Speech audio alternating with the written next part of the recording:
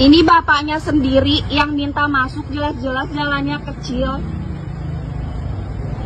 Dari kita sudah ngomong jalan ini tidak bisa masuk, tapi bapaknya tetap maksa untuk masuk. Jadi kalau ada apa-apa berarti bukan kesalahan kita, karena bapaknya sendiri yang memaksa untuk masuk ya.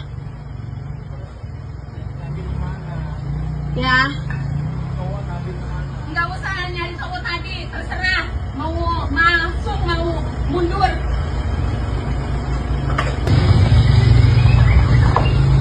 Mabok.